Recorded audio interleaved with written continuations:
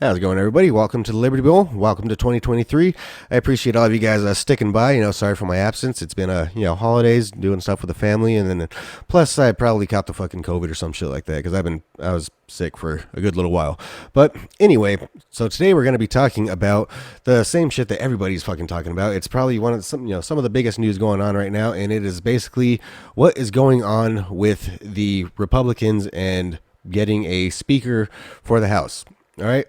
So, as you guys may or may not be aware, there's a bit of a rift going on in the Republican Party right now with essentially the Uniparty and the Freedom Caucus, or basically the actual fucking people that believe in a republic and that actually believe in the Constitution and that actually believe in freedom. Right. So, Kevin McCarthy is big fucking mad that basically, he thought that he was a fucking shoo-in for the Speaker of the House, and essentially he was, but he forgot one thing. The old fucking MAGA train is still fucking rolling, motherfucker. So we're gonna go ahead and talk about that, but before we get into that, let's go ahead and get into this.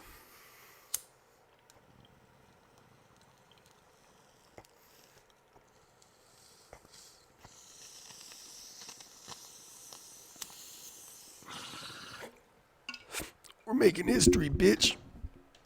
I've traveled over 140 countries around the world. I'll paraphrase the phrase in my own neighborhood. The rest of the countries, the world's not a patch on our genes. If we do what we want to do, we need to do. America is a nation that can be defined in a single word.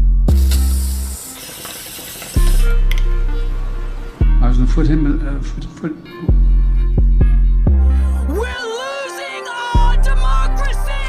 More inflation. What a stupid son of a bitch. Wake up! Before we get into that, let's get into this.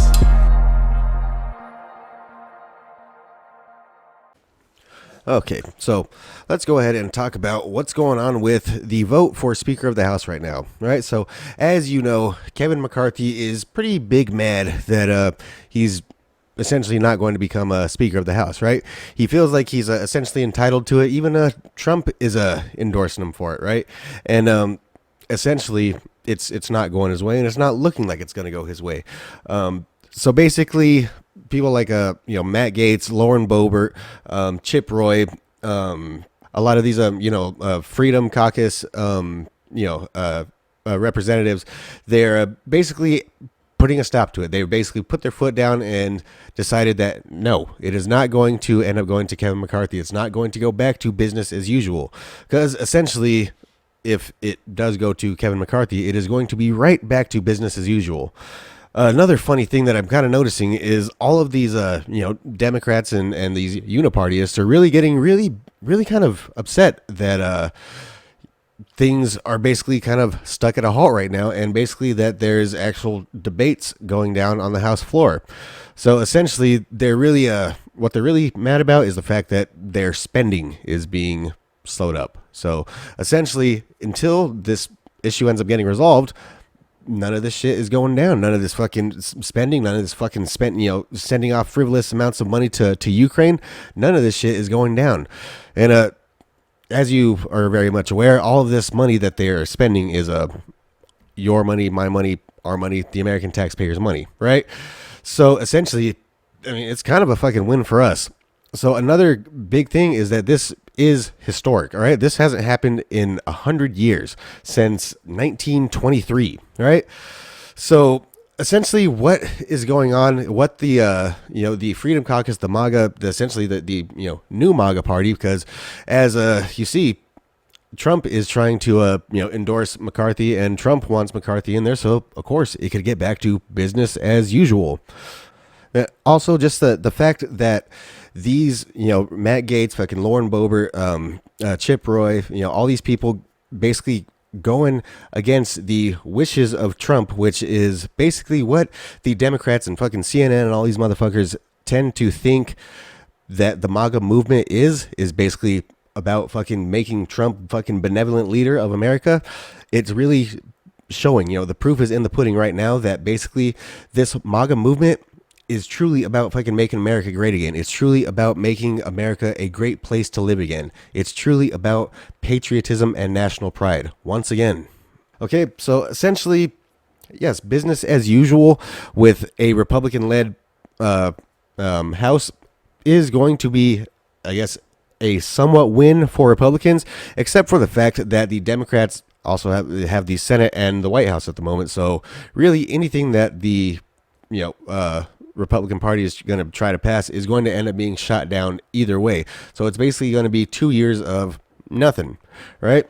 The point that they're making right now and the movement that they're doing is essentially, making a headway in clearing the swamp, getting rid of all these unipartyists, getting rid of basically the people that are just hell-bent on spending all of your money and not showing anything for it, essentially lining their own pockets and being self-serving politicians, right?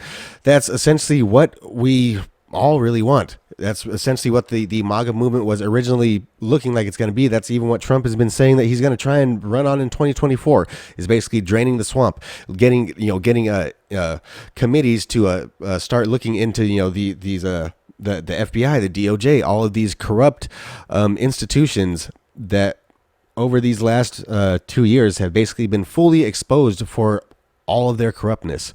And whether or not this is viewed as progress, it is essentially progress, right?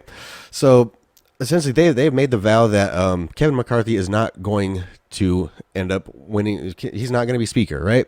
So there's a few people floating around out there. They were trying to do a Jim Jordan for the first day.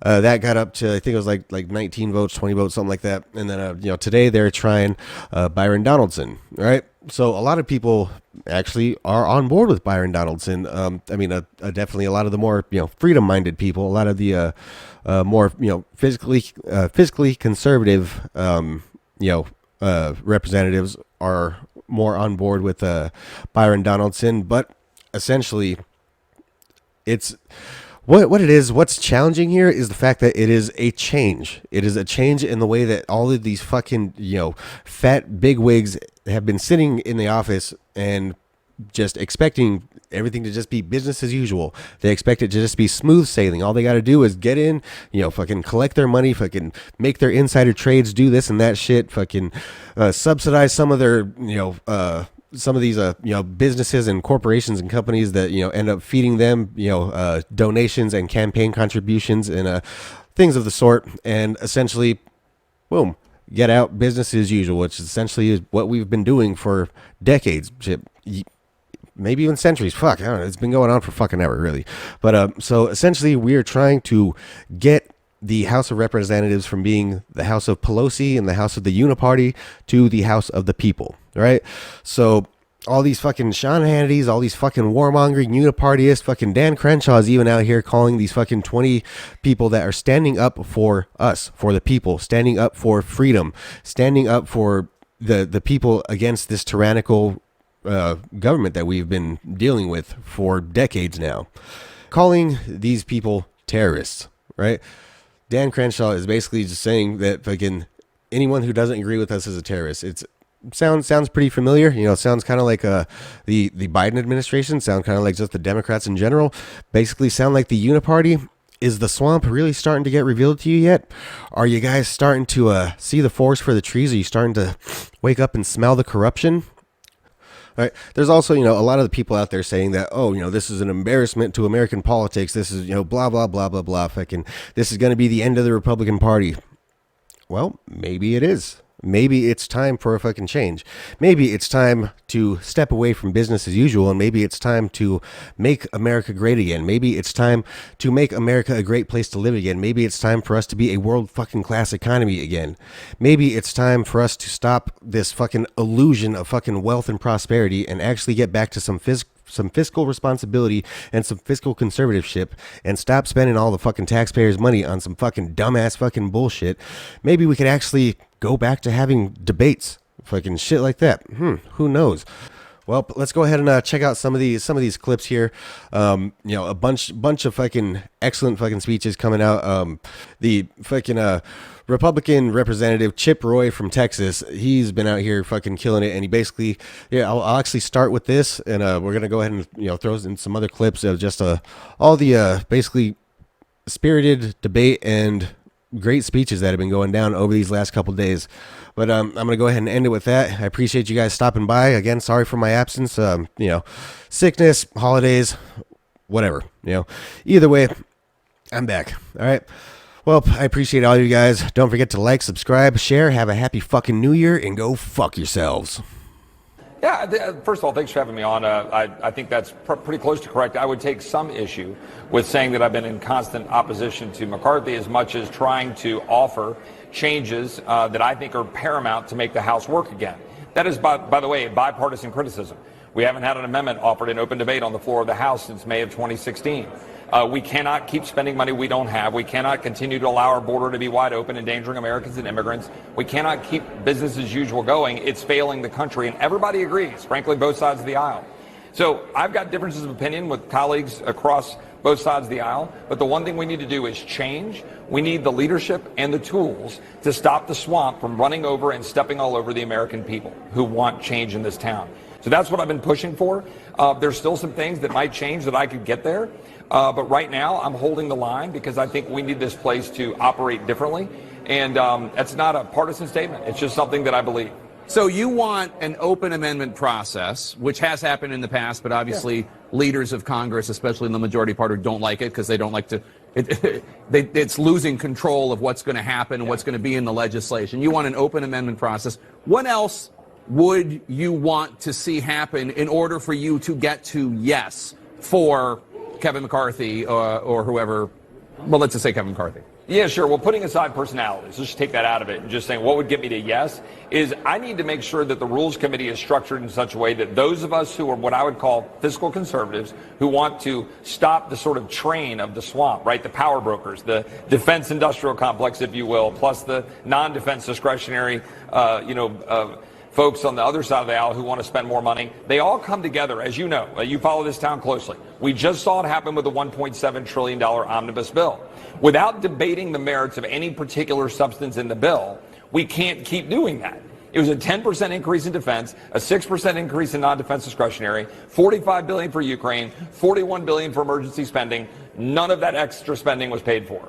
So when are we going to stop that? So we can't stop that if we don't have the tools in the Rules Committee to stop it. I'd love to have open debate. I'd love to have more amendments. With the 72-hour rule you were just talking about, that's all good stuff. But I got to take issue with one thing that Jamie talked about just a minute ago. I wish she was still on because I don't want to talk about her in the third person. But she said that we were asking for things for personal handouts, spots on committees. Well, she wasn't talking about you. She wasn't. We were very clear to distinguish you from others. We talked about how your opposition was based in principle having to do with rules. We were talking more about the meeting between McCarthy and Gates, Boebert, and Perry. But if I might offer a defense of them, what was offered, or at least meant to be offered, was a response to the request from Kevin, hey, we need actual names to know what you want on certain committees. So, for example, we put my name on the Rules Committee. Jake, I don't want to be on the Rules Committee if I don't have to be, because you got to fly up on Sunday, and I want to be with my family on Sunday night in Texas. But I offered to do it in order to try to advance the ball. Andy Biggs didn't want to be on appropriations, but we put his name on the list. My point is, that was offered in good faith. It's unfair for Jamie to say that and then to say, oh, they want their goodies. These other guys have worked so hard. Jake, how do you think people get committees in this town?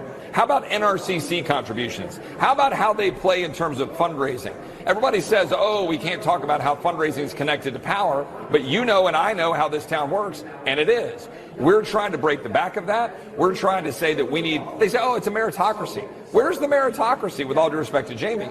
I disagree with that. We're trying to fundamentally change the institution and, importantly, have the tools and the leadership to stop the D.C. complex from jamming through a big bill like we saw just happen in December. So how does this end? Because where we have last landed was Kevin McCarthy's actually lost a vote. He was at 203 for the first ballot and the second ballot. Now he's at 202. The rebels, you included, were at 19, and now you're at 20. What do you think is going to happen in the fourth? Do you sense that there is momentum towards Jim Jordan, away from Kevin McCarthy? Because the Republicans we've spoken to, with the exception of Congressman Donalds, who are supporting Kevin McCarthy, they say they're not going to blink either. Well, I don't know, and I can't predict it. I know what I'm hearing from a lot of folks who are interested in breaking and increasing the ranks of people who are willing to think about a different path. I hope what will happen is that we will demonstrate that we're all convicted that we need a different approach, and then maybe we'll have an adjournment and then go step aside and let's go talk about it. That's the way things ought to operate. I've been having conversations with friends on both sides of the aisle about if we do a fourth round, do we then break and adjourn and then go have a discussion? You've been studying the history. You and I were talking about it offline. I've looked at the history. This isn't actually new. It has been 100 years. But you know what's important about that, Jake? It's been 100 years because the two-party system is so entrenched in this town that we're not able to actually use our power as a single member of Congress to go to the House floor and have debate. I opened my speech a minute ago saying, so this is what a full chamber looks like in debate. Right? Because we never do that anymore.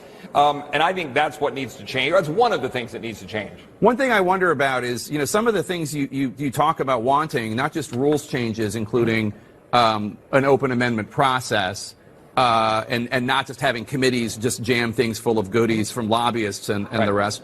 But some of the other things you talk about in terms of the military-industrial complex, et cetera, like, I am quite sure that there are Democrats you could get to vote for some of those provisions if you were willing to sit down and offer a bipartisan legislation. Now, you're a very hardline conservative.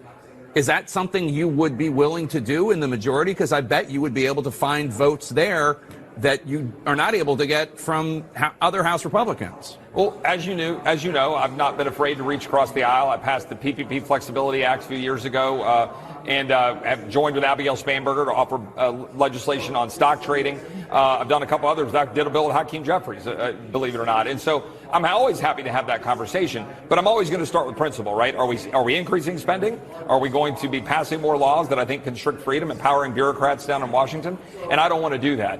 I think that, to your point, there is a path for us to be able to sit down, but it begins and ends for me with being able to say no to the powers that be in this town deciding everything for us. Take Ukraine, for example. Why didn't we just have a separate vote on Ukraine?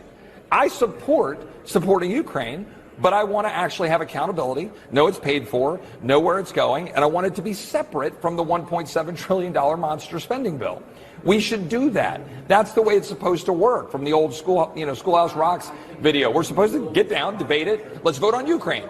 Then let's vote on emergency spending. Then let's vote on appropriations bills for defense. Then let's vote on some other spending. And oh, by the way, how about we pay for it? Crazy idea. And I think we should put everything on the table, roll our sleeves up, and do that. So what you're saying all sounds reasonable to many of our viewers, I'm sure. But the problem is that the 1920 rebels are not all Chip Roy.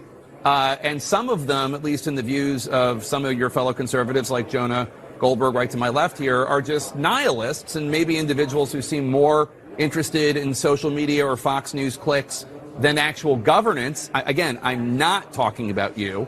And in fact, one of the reasons, as you know, that the $1.7 trillion massive omnibus spending bill passed and why so many Republicans in the Senate were willing to vote for that is because they were afraid that House Republicans are unable to govern, which is something that I don't know if I were Mitch McConnell right now that you guys have changed anyone's mind today on that. Yeah, but here's the actual dirty little secret, right? It was never about the speaker's vote.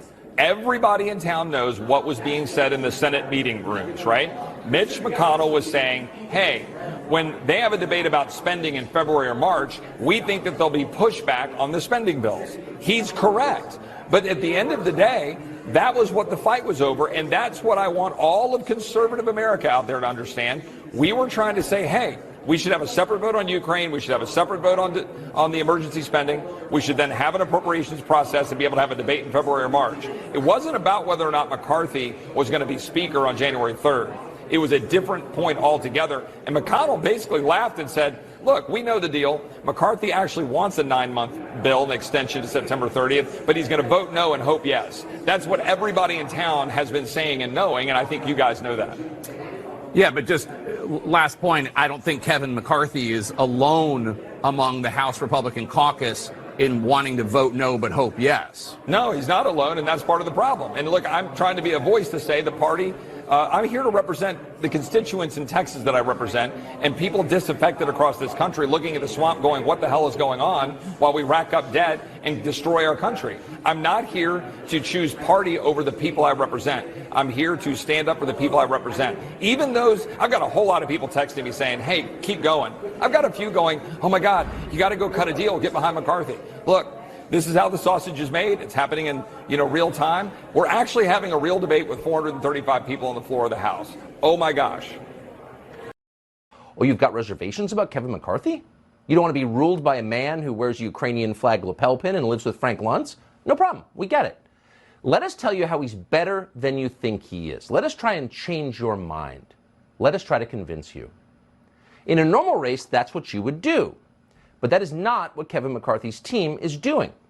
Instead, like the left, they purport to oppose. They're using threats and fear to force people to support the candidate.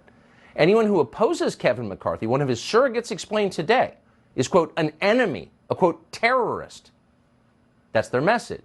Those of us who will not be voting for Kevin McCarthy today take no joy in this discomfort that this moment has brought. But if you want to drain the swamp, you cannot put the biggest alligator in charge of the exercise. I'm a Florida man and I know of what I speak. We offered Kevin McCarthy terms last evening that he rejected. We sought a vote in the first quarter of the 118th Congress on term limits. He refused. We wanted a budget from the Republican Study Committee that balances on the floor in the first quarter. He refused. We wanted the border plan that the Texas delegation put together on the floor. He refused. And it is true that we struggle with trust with Mr. McCarthy because time and again, his viewpoints, his positions, they shift like sands underneath you. Even Kevin McCarthy's own mentor recently said that the lies always change. And Mr. McCarthy is not only responsive to pressure from the right. Time and again, he has failed to achieve the goals that we seek on spending and on the fight. For months, we have been asking Mr. McCarthy for his battle plan. How do we ensure that we stand up for folks in the military who feel like they're being purged? How do we ensure that if there is the passage of a farm bill, it includes things like work requirements? And all we got was a handful of howdy and a mouthful of much obliged. So we do not want to be here at this moment. We would prefer to have a unity of purpose, but we will not continue to allow the uniparty to run this town without a fight. There's very little difference between Nancy Pelosi and her California delegation mate that seeks the gavel. And we want to change because this town is broken. And this is a person who has acknowledged in Mr. McCarthy that the town is broken, and he has been a part of that process for many years as a member of the leadership. We'll take some questions.